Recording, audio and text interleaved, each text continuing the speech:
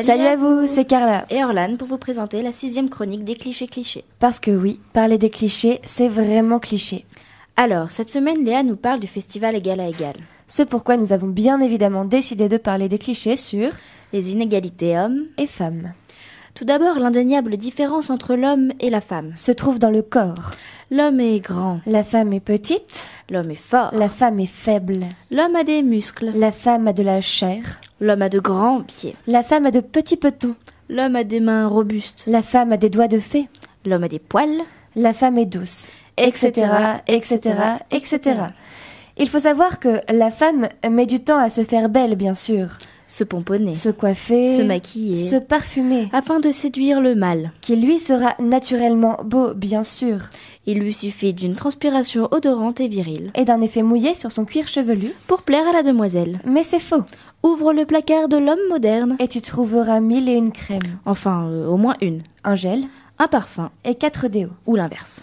Grâce aux muscles saillants de l'homme et aux formes voluptueuses de la femme, nous pouvons constater d'autres inégalités dans leur vie quotidienne. En effet, l'homme travaille, bricole, ramène le pain à la maison et répare la cabane au fond du jardin. Il use de son corps et de son temps pour satisfaire les besoins de madame. Car oui, la femme est vénale. Elle passe son temps à s'occuper du foyer. Des enfants, oui, obligatoirement, son instinct maternel est surdéveloppé. C'est une femme, voyons. Elle s'occupe aussi du ménage. De la cuisine. En clair, elle ne fait pas grand-chose. Eh oui, récurer les assiettes est sa passion. Et si, par malheur, il lui vient l'idée saugrenue de travailler, il faut qu'elle sache qu'elle ne ramènera jamais autant de blé à la maison que monsieur. Et puis, qui s'occuperait des gosses? Lui? Et puis quoi encore?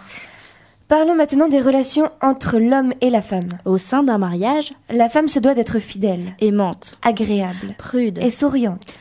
Alors que l'homme, lui, peut aisément avoir plusieurs maîtresses. Car, comme dirait Johnny, un homme n'est pas un homme s'il ne trompe pas sa femme.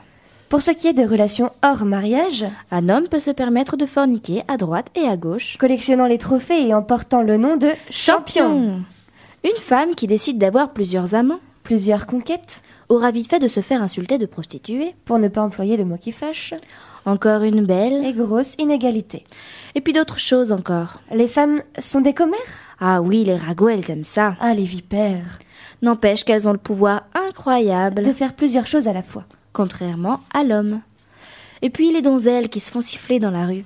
Parce qu'elles ont un joli décolleté une jupe un peu trop courte. Ou des bottines à talons. Ou même habillées de n'importe quelle manière d'ailleurs. Est-ce que ça passerait, nous les filles, si on se mettait à klaxonner comme des truies pour aborder un garçon qu'on trouve mignon en mode « Eh mec, t'es canon, ça te dirait de passer à la maison ?» Non. Bref, passons. Parlons désormais du monde professionnel. Une femme ne devrait pas faire de politique. Une femme au pouvoir? Non mais ça c'est dingue ça. Être chef cuistot dans un restaurant 4 étoiles. Conduire un camion, donc être routière. Être une scientifique renommée. Une chirurgienne plasticienne convoitée. Dans la médecine, la femme est infirmière ou sage-femme, point barre. Une femme ne devrait pas être menuisière, plombière, électricienne, carreleuse, maçonne, garagiste, ou même encore chef de chantier. En gros, une femme ne devrait rien faire. Ah si, pardon. Il lui reste secrétaire. Parce que c'est sexy.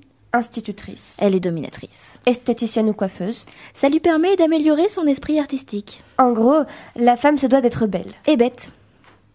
Bien entendu, ce ne sont que de purs clichés, et encore, on pourrait en rajouter des milliers. Et si certains ou certaines d'entre vous étaient d'accord avec ces propos, achetez-vous un cerveau. Voilà. On vous dit à la semaine prochaine. Pour un tout nouveau cliché. Encore. Super. Méga. Cliché. Merci les filles.